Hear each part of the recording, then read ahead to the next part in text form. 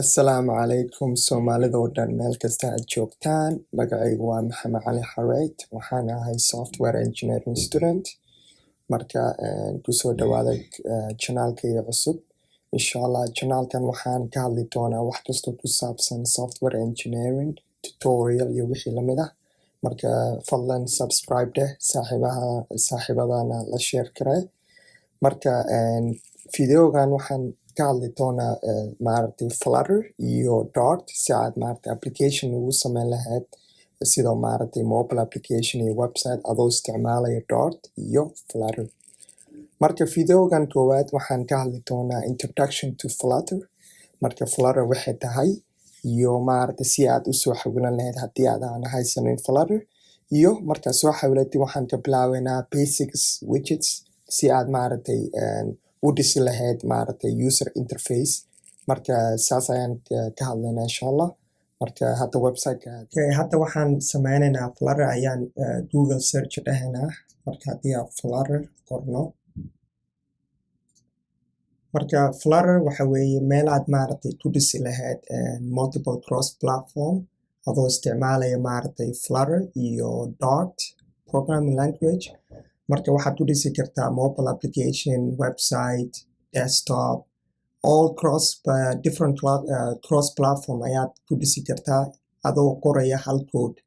Marka Flutter is a really powerful framework haddii aad maaragtay rabti isla markii inaad maaragtay wax dhistida aragti suu yahay waxaad dhistay Flutter ayaad isticmaali kartaa. Marka waxaan ka hadlaynaa haddii aad document aadid saad maaragtay usoo xawilan lahayd Flutter haddii aadan haysanin. Marka waxaad ku dhufanaysaa installationka ku dhufanee. Marka different operating system aad kusoo xawilan karto waa Windows, Mac OS, Linux iyo Chrome OS. Marka haddii aad Windows haysatid waxaad raaci kartaa instructionkan. Marka waxaa muhiimadda waxa weeye inaad maaragtay haysatid disk space oo maaragtay 1.4 gigabyte ah. Waa inaad maaragtay haysataa Windows 7 operating system iyo maaragtay waa inaad haysataa kit window. Haddaana haysanin waa inaad ku dhufataa linkigaas waa inaad soo xawilataa si aad Windows soo xawilan lahayd. Marka videogan waxaan ka hadlayaa saan usoo xawilan lahayd MacBook. Marka haddii aad Windows leedahay videoga link ayaan descriptionka soo gelinayaa saad u raaci lahayd videogaas aad usoo xawilan lahayd. Marka haddii aad MacBook haysatid videogan waxaan sameynaya waa raaci kartaa. Laakiin haddaa Windows leedahay you can skip this video waa ilaa inta maaragtay wax soo xawilanayna. Marka haddii aad MacBook leedahay waa inaad maaragtay at least waa inaad haysataa 2.8 gigabyte of space. Operating systemkana waa inaad haysataa Mac OS iyo toolka u baahantahana waa inaad haysataa kit.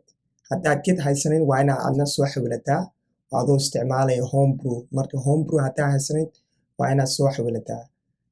Marka linkigana dhinacaas ayaan soo gelinaysaa usoo xawilan lahayd Homebrew. Marka videogan waxaan soo xawilanaynaa Flutter SDK.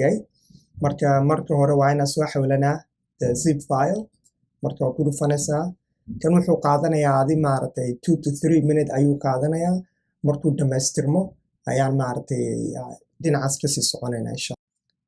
Okay, marka Flutter hadda almost wuu dhamaaday. Marka waa soo xawilanay. Marka waxaan sameynaynaa show in Finder ayaan ku dhufanaynaa. Kabacdi markaad ku dhufatay show in Finder waxaad kuu soo baxaya kan ayaa kuu soo baxaya. Waxaana sameynaynaa sidoo kale new ayaa qoraynaa. Kabacdi under your username haddii aad ku dhufatid get info. Marka usernamekaad waxaad heli kartaa Macintosh HD drive kabacdi user kabacdi hodhowti waxaa helaysaa username. Kan waxa waa homekaaga waa home user. Kabacdi waxaan sameynaynaa new folder ayaan sameynaynaa. Waxaa dhahaynaa Flutter SDK. Kabacdi markaan Flutterkaas soo xawilanay ayaan inta ku save garaynaynaa. Markaan ku save garayno kabacdi delete ayaan iska dhahaynaa kaas cancel. Kabacdi hadda applicationkeena marka wuxuu ku jiraa waxa weeye under your home username kabacdi Flutter SDK kabacdi Flutter kabacdi bin. Marka Flutter marka all binka waxaa dhan intaa ka helaysaa.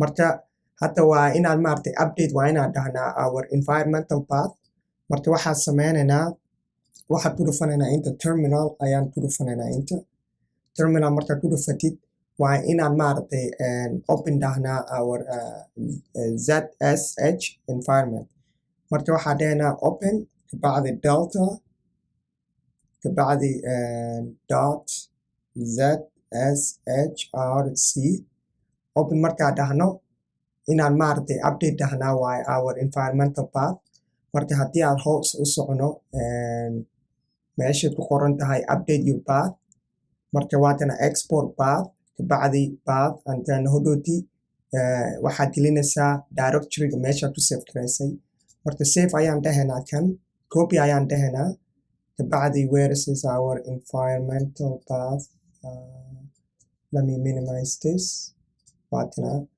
kabacdi waxaan sameynaynaa bartan ayaan paste ku dhahaynaa paste markaa ku dhahno kabacdi haddii aad hadda SDK waatana haddii aad rabto meesha rabtiin ku jiro waxaad sameyn kartaa cd track this is a new track kabacdi waxaad dhahaysaa wuu kuu sheegayaa is under your users kabacdi your username kabacdi Flutter SDK kabacdi Flutter marka waxaan sameynaynaa tan ayaan delete garaynaynaa delete ayaa dhahaysaa tan oo dhan kabacdi waxaad qoraysaa all capital way waxaad dhahaysaa dollar kabacdi home kabacdi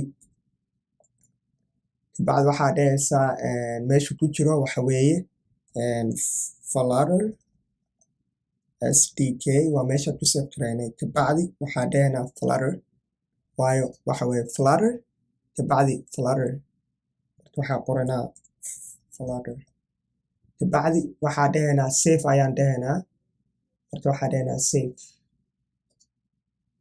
hadda marka update ayaan sameynay waa ka baxaynaa kanna waa kan exit ayaan dhahaynaa kabacdi waxaan qoraynaa new terminal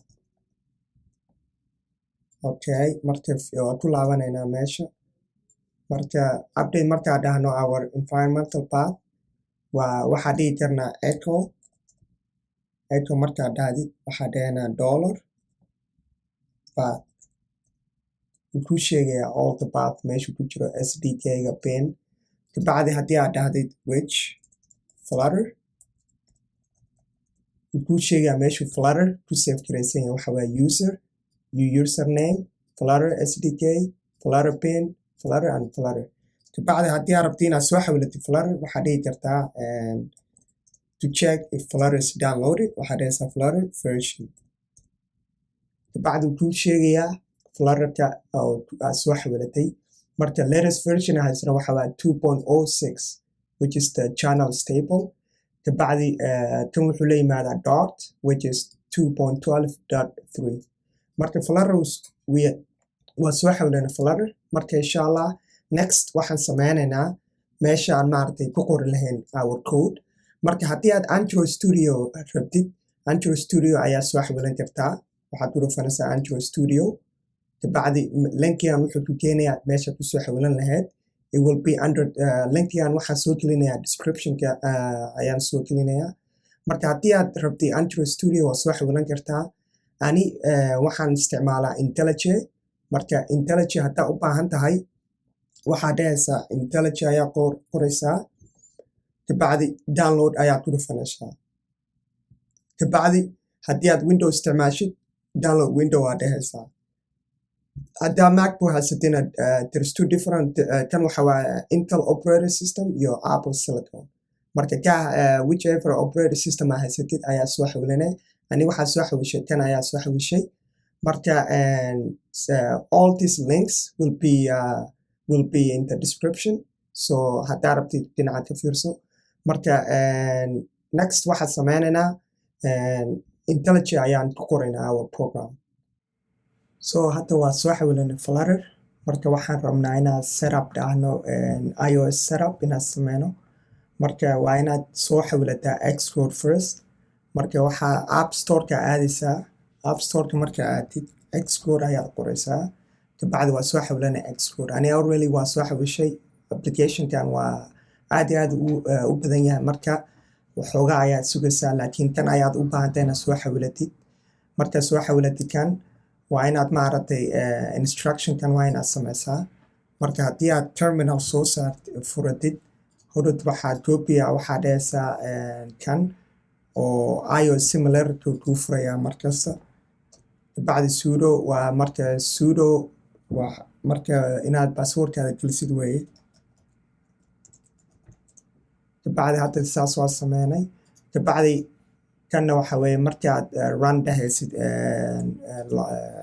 applicationkaada markii aad new project markaad sameysid waxaa u isticmaalaysaa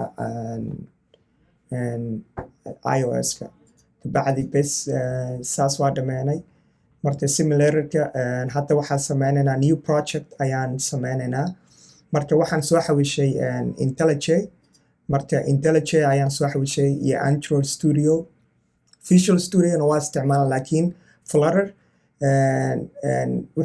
wuxuu ku fiican yahay IntelliJ ama Android Studio marka kaa rabtay adeeg ku xiran tahay laakiin ani waxaan jeclahay inaan u isticmaala IntelliJ marka haddii aad Visual Studio haysatid waa u isticmaali kartaa laakiin IntelliJ ayaan u isticmaalayaa for this tutorial marka IntelliJ markaad soo furatid waxaa u baahantaa plugin inaad sameysid plugin markaa aadid search ayaa waxaa dhehaysaa Flutter kabacdi already waa soo xawishay Flutter marka kan ayaa soo xawilanaysaa install ayaa dhehaysaa kabacdi iyo wax kasta waxaa dhehaysaa yes so once markaa soo xawilatid install you would have to restart your IDEs kabacdi waxaad sameynaysaa where is my IntelliJ kabacdi waxaad sameynaysaa new project ayaan sameynaynaa so waxaa markaas restart markaa dhahdid new project aad dhehaysaa kabacdi you select Flutter dot ma isticmaalaysa you select Flutter kabacdi waxaa dhehaysaa next wuu kuu sheegaya meeshuu Flutter locationka aad ku save garaysay next ayaa dhehaysaa kabacdi waxaa application name app ayaa dhehaysaa projectii meeshuu ku jiro waxaa dhehaysaa for example I save new folder ayaan sameeyey let's run marka let's see kabacdi wuxuu ku weydiinayaa organization kan waxa waa unique identifier weeye saad u ogaan kartid applicationkaada marka for example waxaa dhihi kartaa application nameka for example app waaye marka waxaa dhihaysaa app dot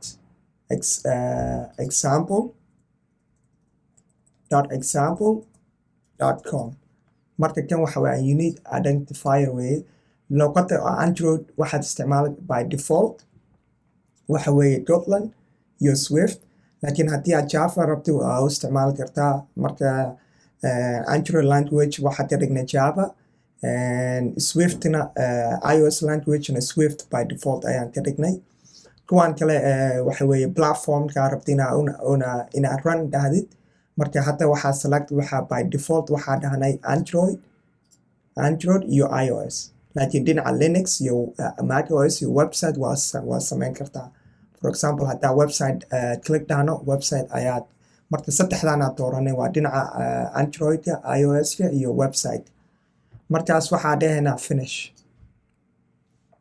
this project yes marka adi markuu weydiinaya first time I create dhahda laakiin ani waa markii labaad aan sameynayo marka saas ayuu weydiinayaa okay marka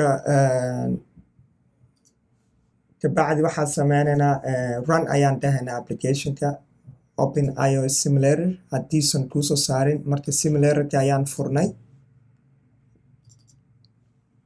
kabacdi waxaa dhahaynaa run ayaan dhahaynaa marka xoogaa wuxuu qaadanayaa couple second waxaas markaas ayuu initialization waxaas u sameynaya markaas ayuu furmayaa